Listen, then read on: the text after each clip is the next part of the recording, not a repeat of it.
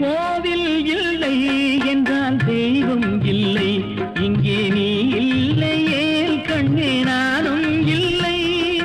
வானம் இல்லை என்றால் மதியும் இல்லை, உந்தன் வார்த்தை இல்லை என்றால் கீதம் இல்லை.